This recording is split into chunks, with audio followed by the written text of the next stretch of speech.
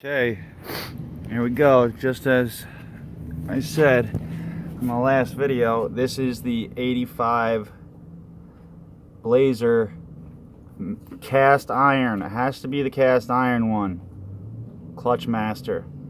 Okay, and as you can see now, the where the line goes down to the slave cylinder, okay, it's threaded. So that works out perfectly. Okay, so it's coming out towards the driver's side. The other one came out to the passenger side. Okay, so it was going right for the header. Gotta put the header in there. He's just gonna lay up the header. Now we already cut and banged and welded and everything on this, but just want to show the fitment now. Didn't really have to do all that banging and everything, but I'll tell you what, now it's really far away. Look at that. Look at all that space. Yesterday, after adjusting it, we were only probably maybe an inch away still. Now we got about 2 inches. I mean, he's not holding it exactly there, but right there, as you can see. Good 2 inches, and now the line goes the other way. So now we can route the line down and go around the header, or we can come over the wheel well and then go through here. You know, either way, whatever we decide to do. Now that clutch master is completely away, the steering column still fits in there. I'm not going to pull it out, but put it in. But we didn't even have to adjust the to a steering shaft. It's still the stock steering column and steering shaft. I'm sorry. It's the one with the boot and everything. Okay, so it still fits in there with us taking about an inch out of our header. Now the clutch is in. It's all lined up and everything. Okay, and all you got to do is make sure you get the cast iron one. This is the S10 one, so this one, the diameter was too short. This is the Camaro one, and it was the wrong type, because one of them goes on the front, one of them goes on the rear of the bell housing. Okay, and then here is the slave cylinder we're using. It's also going to be the cast iron one.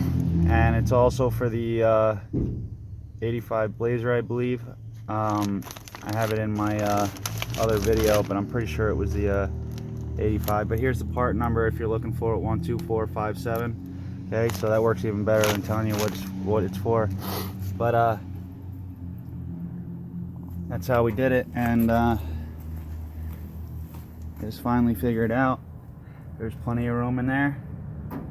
So if you have any questions, you know, everybody does automatics in these, and I'll tell you what, now I know why, but it can be done. It can be figured out. And then the only other thing you have to do, see, this is the plastic one. See, we had a good plastic one because this one has the, sorry, I have allergies. I apologize for my sniffling, but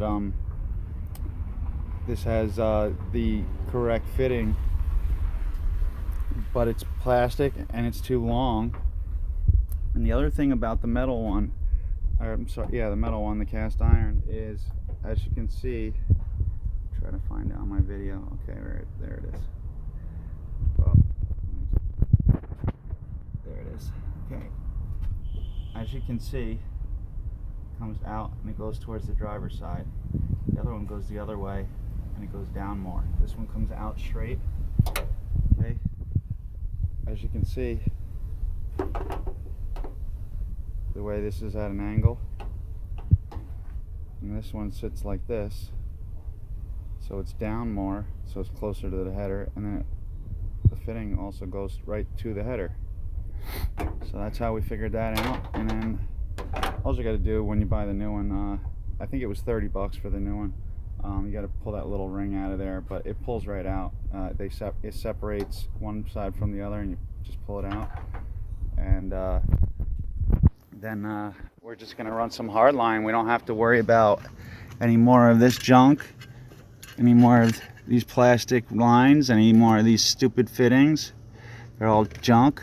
Okay, there's a different fitting for this one. And then all we got to do, we bought a piece that already has fittings on it. So now this is way too long for what we need. So basically we're going to connect one end and then you know, bend it how we want, and then just cut off what we need and reflare the end. You know, that's real simple. They have flaring tools for rent at the part store, but you know, they're really not very expensive, and you use them again. So that's how it's going to be done. Trying to find the old one to show you how it went, but basically that's how it goes. You can check out my other video. So like I said, if you have any questions, while I'm at it, actually, I want to mention the other thing we wound up doing is we went with a clutch fan. Okay, I'm sorry, a flex fan. Okay, which my buddy had a spacer laying around. I believe this is 1.5 inches. Okay, so just take this.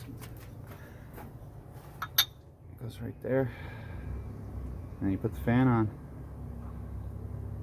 Okay, so on ours, this hole is a little too big, so we just put a bushing.